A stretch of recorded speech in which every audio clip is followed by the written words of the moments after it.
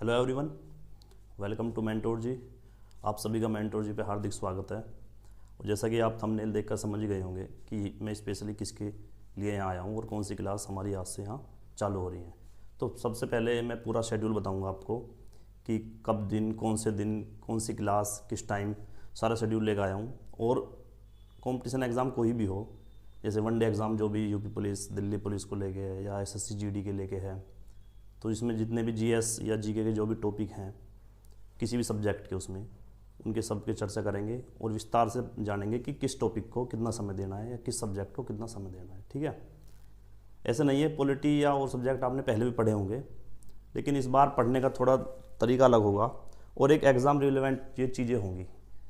किताब छापने का या भारी भरकम नोट्स बनाने का कोई मकसद नहीं है, सिर्फ पॉइंट टू पॉइंट बातें करेंगे और इस चीज़ की बात करेंगे जिससे कि आपका डायरेक्ट क्वेश्चन जो है आपके एग्जाम में फंसता हो। ठीक है, तो सबसे पहले पहली स्लाइड पर आप देख रहे होंगे जीके और जीएस का सिलेबस जो मैंने लिखा है, उसके लेके जो जितने भी हमारे 5 या 6 जो हमारे सब्जेक्ट हैं, उसके पहले विस्तार से एक बार मैं आपको बता दूं किस टॉपिक से कितने क्वेश्चन आते हैं या कौन सा टॉपिक कितना वेटेज हर एग्जाम में रखता है। ठीक है, जैसे कि सबसे पहले जो हमारा सब्जेक्ट है वो है जीएस में पॉलिटी, राज्य व्यवस्था।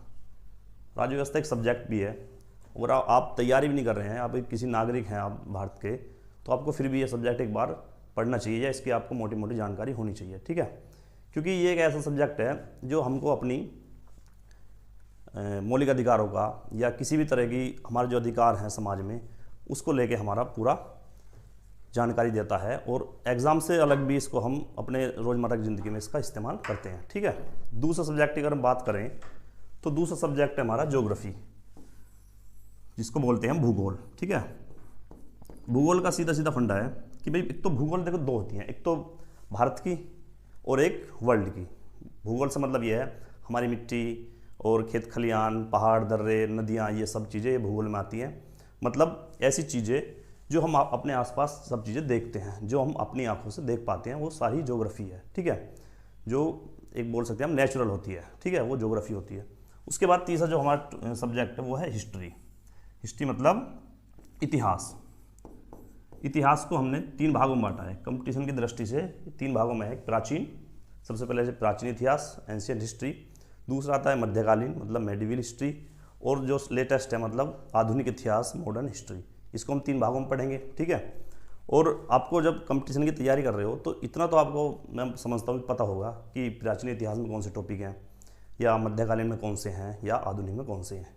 अगर नहीं भी पता है तो जिस टाइम क्लास होगी सारा बेस से हम क्लियर करते चलेंगे एक बात है। ठीक है, फिर आता है इकोनॉमिक्स। इकोनॉमिक्स का मतलब सीधा सीधा बैंकिंग सेक्टर से लेके है। बैंकिंग सेक्टर या बोल लीजिए कि जो हमारे ये होते हैं मुद्रास्फीति वगैरह, इन्फ्लेशन, या आप बोल लीजिए कि पैसे को लेके जो भी लेन देन बैंकिंग सेक्टर होता है वो सारा इकोनॉमिक्स के अंडर आता है। ठीक है, काफ़ी कठिन टॉपिक माने जाते हैं लेकिन इंटरेस्टिंग होते हैं क्योंकि इसमें ऐसी चीज़ें आती हैं जो हम डेली यूज़ पे हम उसे देख पाते हैं। ठीक है, बैंक रेट वगैरह, रेपो दर, रिवर्स रेपो रेट, ये सब चीज़ें। फिर आता है साइंस। साइंस में भी 3 मोटे मोटे टॉपिक हैं, मतलब मोटे मोटे 3 टॉपिक क्या 3 सब्जेक्ट हैं, बायोलॉजी, फिजिक्स और केमिस्ट्री। ठीक है, वो बेसिक लेवल से ही है, इसमें से क्वेश्चन देखने को मिलता है। और फिर जो आजकल सबसे ज़्यादा ट्रेंडिंग में है वो है करंट अफेयर। इसकी तो अपार स्थिति है, इसका तो कोई छोर नहीं है, कहीं से भी कुछ भी सब कुछ करंट अफेयर में तैयार है। क्योंकि करंट अफेयर एक ऐसा टॉपिक है, ये ऐसा सब्जेक्ट है जिसमें पॉलिटी भी इस्तेमाल होती है, जिसमें ज्योग्राफी भी आती है, हिस्ट्री, इको, साइंस वगैरह सब आती है इसमें। मतलब अगर क्वेश्चन इनसे तुम्हें पता ना लग पाए कि कौन से टॉपिक से कौन सब्जेक्ट का क्वेश्चन है, तो आयोग बोल देता है या करंट मतलब कोचिंग सेंटर बोल देते हैं करंट अफेयर का टॉपिक है। क्योंकि करंट अफेयर कोई फिक्स पैटर्न या फिक्स टॉपिक नहीं है, कहीं से भी उठा के कुछ भी वो सब करंट अफेयर में डाल देते हैं। ठीक है, तो हम इसी क्रम से पढ़ेंगे।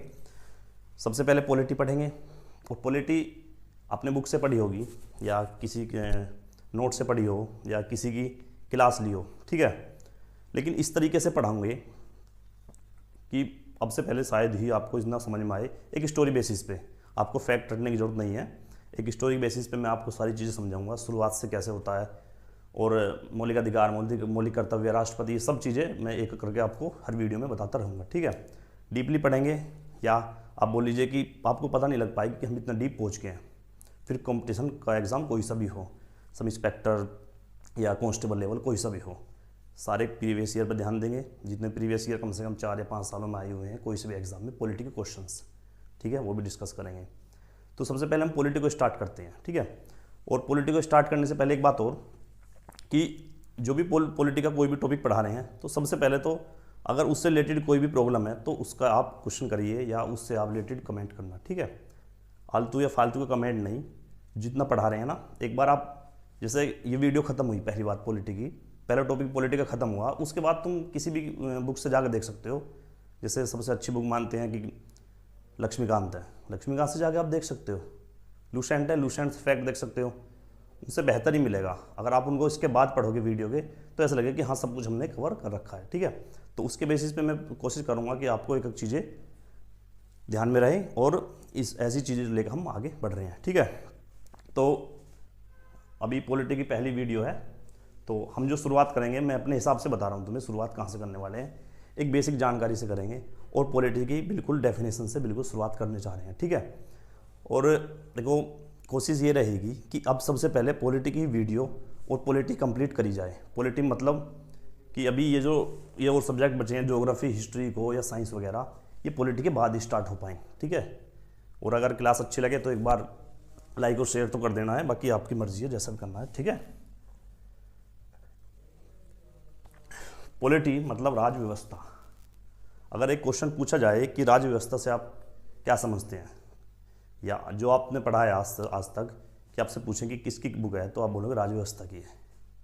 इसका मतलब क्या होता है, कभी सुना है? व्यवस्था मतलब समझते हो आप? व्यवस्था मतलब होती है किसी भी चीज़ का मैनेजमेंट करना या किसी भी चीज़ के बारे में पूरी सेटअप तैयार करना है, ठीक है। राज मतलब उसको राज करने की व्यवस्था को, मतलब किस तरीके से हमें राज करना है देश पे, किसी भी संस्था पे, किसी भी परिवार पे हो सकता है, देश पे हो सकता है, किसी भी जगह पर हो सकता है, ठीक है। राज व्यवस्था मतलब ये है कि राज करने की व्यवस्था। राज करने की व्यवस्था मतलब कि किस देश में राज किस अनुसार किया जाएगा, किसके आधार को मान के हम इस चीज़ पर हम अपना राज जमाएंगे या राज्य आगे बढ़ाएंगे, ठीक है। इसको बोलते हैं हम सीधे सीधे राज्य व्यवस्था। और अगर बात की जाए कि भारत की राज्य व्यवस्था, तो अब क्लियर हो गया कि भारत की राज्य व्यवस्था क्या मतलब, भारत पर राज करने की जो व्यवस्था है, भारत को जो चलाने की व्यवस्था है, उसी को राज्य व्यवस्था बोलते हैं, ठीक है। मतलब पॉलिटी बोला जाता है, ठीक है। इसी को इंडियन पॉलिटी, भारतीय राज व्यवस्था, मोटा मोटा है। इसमें कुछ समझने की या ज़्यादा गौर करने की कोशिश या उम्मीद मैं करता हूँ कि तो आपको समझ में आ ही गया होगा राज व्यवस्था क्या होता है, ठीक है। अब राज व्यवस्था के अंदर ही अगर हम बोलें कि एक क्वेश्चन मैं आपसे करता हूँ कि जैसे भारत है, अभी बोला मैं भारत में राज करने की व्यवस्था है, उसको भारतीय राज व्यवस्था बोलते हैं। तो भारत, पहला क्वेश्चन है, अपने बुक्स में पढ़ा होगा या कहीं भी डाउट आपने भी सुना होगा कि भारत एक राज्य है या एक देश है। क्वेश्चन कॉमन है और क्वेश्चन भी अच्छा है। तो बुक्स वगैरह में भी आपने देखा होगा या किसी टीचर से सुना होगा कि भारत एक राज्य है या राज्यों का समूह है। राज्यों का समूह तो बाद में आया, सबसे पहले भारत एक राज्य है। India is a state. अब यार इंडियन स्टेट मतलब भारत एक राज्य है। राज्य क्या होता है? राज्य, सबसे पहले हमें ये चीज़ समझने की राज्य होता क्या है। राज्य क्या होता है? राज्य के लिए 4 तत्व मौजूद होने चाहिए।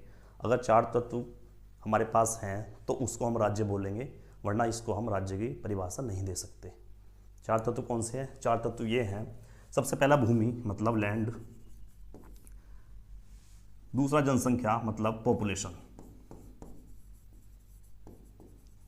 तीसरा सरकार मतलब गवर्नमेंट, और संप्रभुता मतलब सॉवरेनिटी।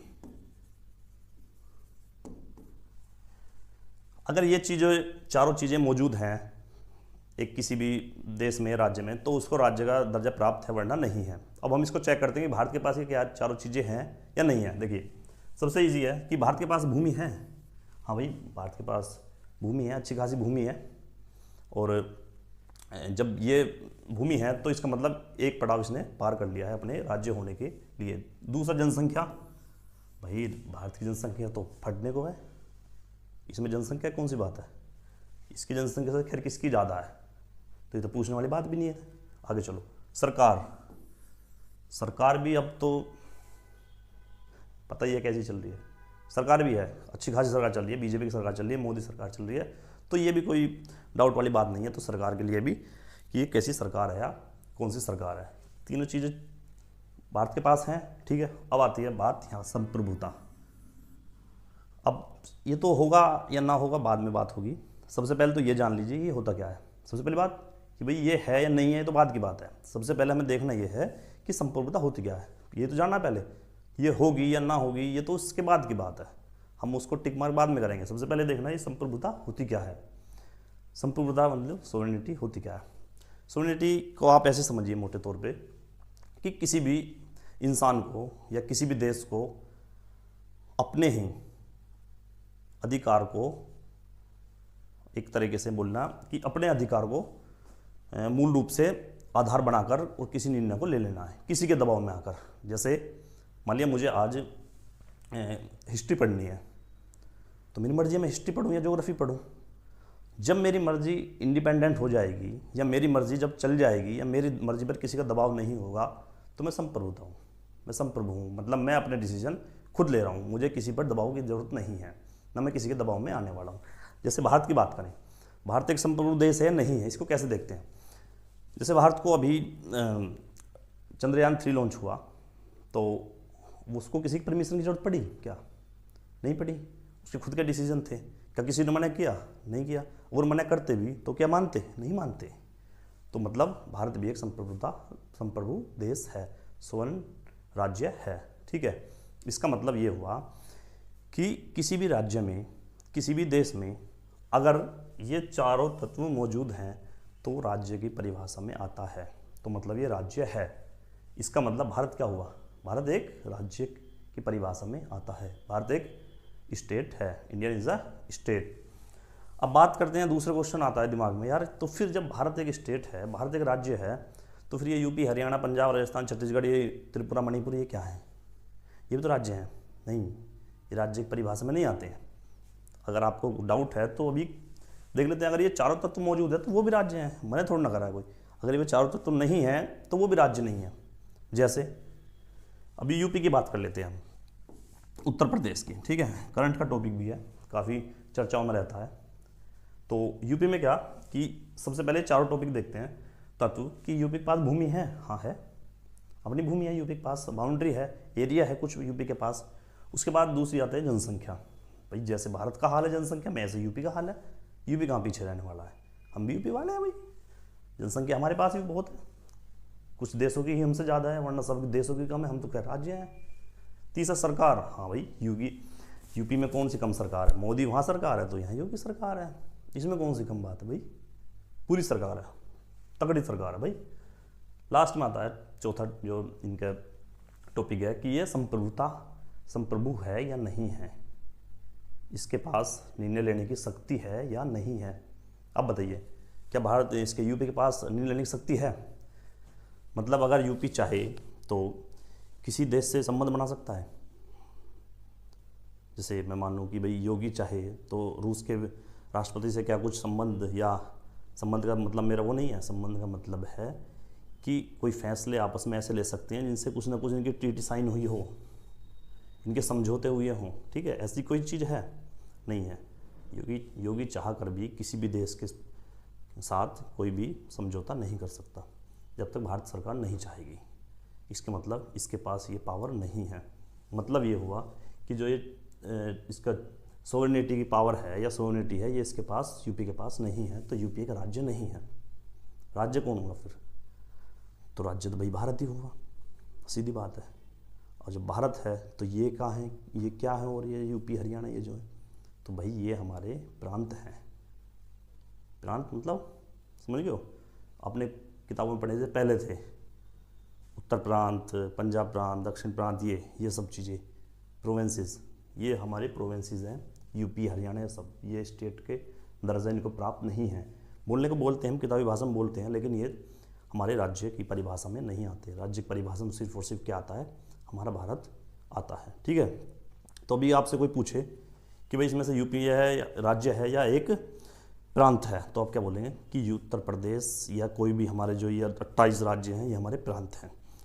इसके साथ साथ अभी जब शुरुआत हम कर ही रहे हैं तो आप इतना और बता दीजिए, भारत में कितने राज्य हैं और कितनी केंद्र शासित प्रदेश हैं, कितनी यूटीज़ हैं? कमेंट में बता दीजिए कितने हैं, और कहीं सर्च करके नहीं, अपने ही बेसिक नॉलेज से बता दीजिए कितने हैं, ठीक है। और मैं उम्मीद करूँगा कि जितने भी इस वीडियो को देख चुके हैं या देख रहे हैं, कोई 25-30% बच्चों को अभी इसका आंसर पता होगा कि कितने राज्य हैं और कितने यूटी हैं। और अगर मैं ऑप्शन दे दूं तो और कंफ्यूज हो जाओगे और गलत कर पाओगे, ठीक है। तो आज से याद रखना है, भारत के पास राज्य हैं 28। फिर राज्य बोल रहा हूँ, राज्य नहीं है, बोलने के लिए राज्य हैं, राज्य नहीं है, ये है हमारे प्रांत, ठीक है। और 8 हैं हमारी यूनियन टेरिटरीज। आई बात समझ में? तो राज्य कौन हुआ? राज्य हुआ भारत। और क्या है? और है प्रांत, ठीक है। अंग्रेजी सरकार के उसमें जो प्रांत हुआ करते थे वो वही प्रांत हैं ये भी, ठीक है। राजा महाराजा के उसमें आपने सुना होगा, हिस्ट्री की अगर लूसेंट पढ़ी होगी तो उसमें प्रांत है ना, वही प्रांत। प्रांत इसलिए है क्योंकि इनके पास ये जो चीज़ है संप्रभुता, ये नहीं है, ये मौजूद नहीं है अभी। आई बात समझ में? अब कोशिश है कि भाई इतनी बात तो कम से कम आपको समझ में आई होगी कि भारत एक राज्य है, इंडियन इज एन स्टेट, ठीक है। इसके बाद हम बात करने वाले हैं कि भाई ये तो हमारी बात हो गई सिर्फ भारत के राज्य होने की या ना होने की बात, ठीक है। अगर मैं अभी से आपसे ये बात करूं कि भाई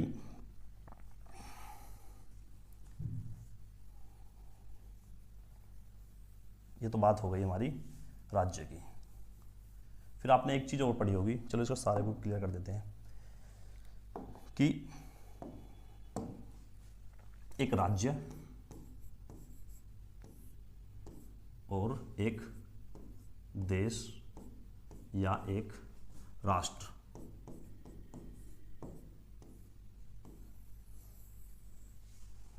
तीनों चीज़ें पढ़ी हैं आपने, तीनों के बारे में आपको जानकारी होगी। तो आप क्या मुझे बता दीजिए, भारत इनमें से कौन सा क्या है? भारत एक राज्य है, भारत एक देश है, या भारत एक राष्ट्र है? एक चीज़ बता दीजिए कौन सा है इनमें से। और अगर तीनों हैं तो तीनों है क्यों? क्योंकि ये तो क्लियर हो गया, ये तो मैंने भी बताया कि भारत एक राज्य है, इसको आप बता देंगे। देश तो है ही है, देश की कोई परिभाषा है क्या आपके पास? है नहीं है तो मैं बता दूंगा, ठीक है। और राष्ट्र बता दीजिए बस आप मुझे, क्योंकि आप जानते हैं पॉलिटी आपने खूब पढ़ी है, इन 3 चीज़ों में फ़र्क बता सकते हैं आप, और नहीं बताना चाह रहे हैं तो मैं बता दूंगा अभी, ठीक है ना। ये होता है बेस, मतलब कोई कुछ भी कहीं से पूछ रहा है ना, कहीं बैठे डिबेट में 4 आदमी के बीच में आप बात कर रहे हो, तो आपके बोलने की क्षमता अंदर से विकसित होनी चाहिए। और वो तब होती है जब किताबों ज्ञान से अलग थोड़ा बहुत वैसा भी ज्ञान होना चाहिए, क्योंकि लोग ऐसी चीज़ों में मिल जाते हैं कि भाई भारत क्या है, देश है, राष्ट्र है, राज्य है, या क्या है, ये बताइए मुझे। तो मैं बता रहा हूँ आपको जवाब देने की तरीके का, सब चीज़ों का निवारण करता हूँ मैं। देखिए, राज्य की परिभाषा आपको पता है, जिसके पास 4 तत्व हैं वो राज्य है। क्या? भूमि, जनसंख्या और सरकार और संप्रभुता, तीनों चीज़ें, 4 चीज़ें, तो वो राज्य है, ठीक है। जो राज्य है वो देश भी है ही है, जो राज्य है वो देश है, ये मान लीजिए। जिस राज्य की परिभाषा उसने मतलब मानदंड पूरे करे हैं वो देश भी है, तो भारत क्या है? भारत देश भी है। अब बात फंसती है कहाँ? राष्ट्र पे। राष्ट्र मतलब नेशन। अब नेशन की बात करते हैं कि यार ये नेशन है या ये राज्य है, क्या है? तो नेशन का सीधा सीधा मतलब एक है कि वे 4 तत्व तो होने अनिवार्य है ही हैं। ये कौन कौन से थे? पहला सरकार, दूसरा भूमि, तीसरा क्या था? तीसरा था सरकार तो हो गया, सॉरी। तीसरा था हमारा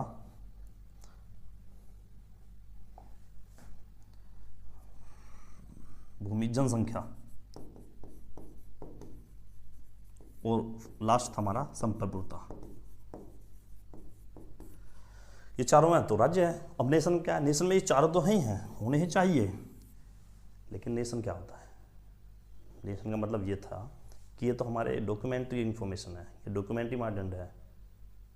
इसमें तो ये हमारे क्या है, ये कागजी कार्रवाई है सारी, कि अगर इन पर टिक लगता है तो राज्य है, नेशन है।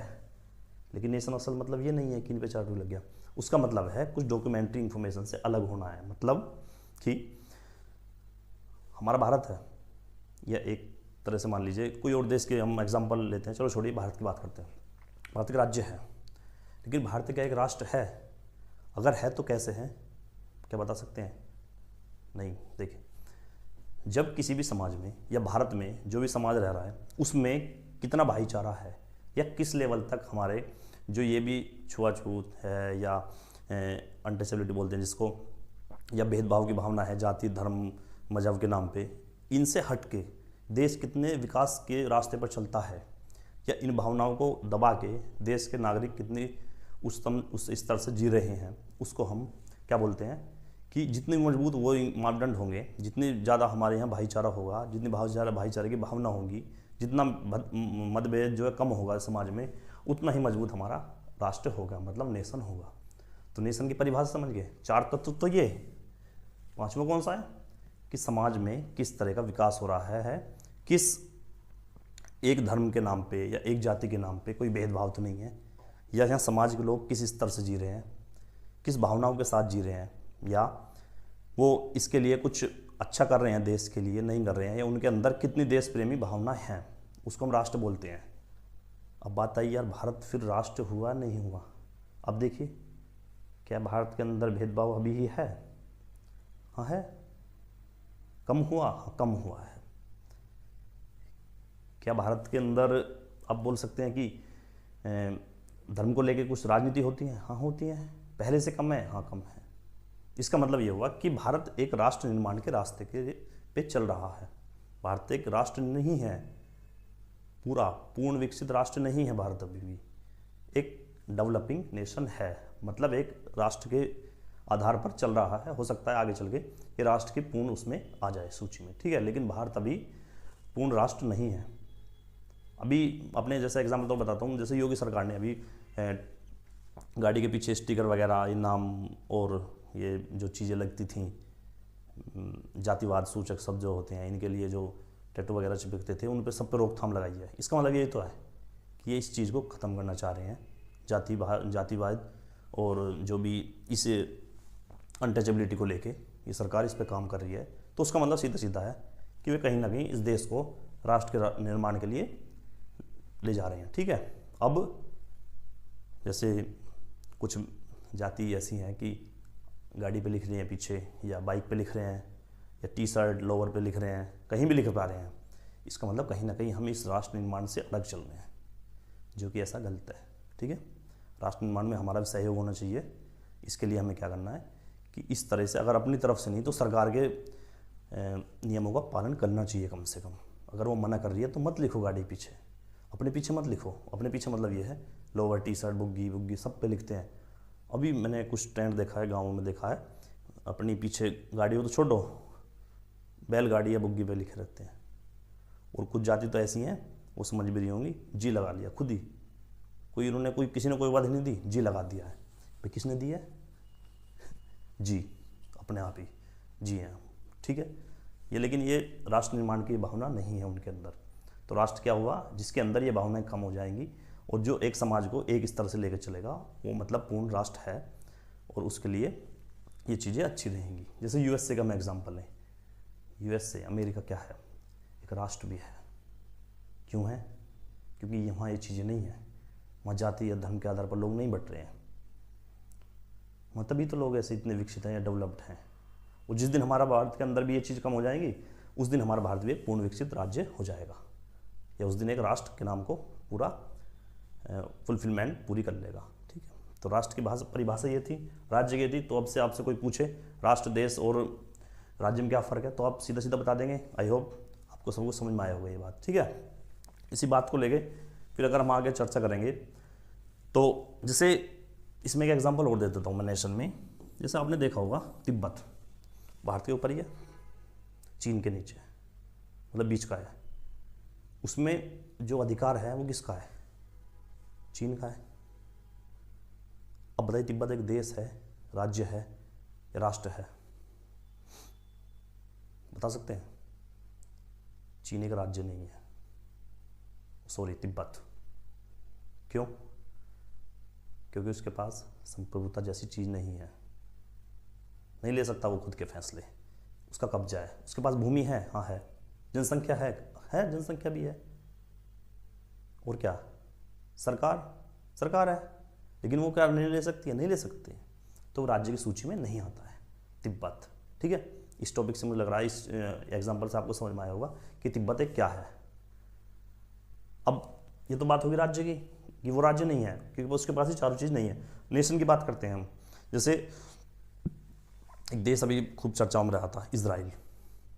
तो सेकेंड वर्ल्ड वॉर के टाइम की बात है, द्वितीय विश्व युद्ध हुआ था कब? 1939 में, आई होप, हाँ सही है, 1939 में हुआ था।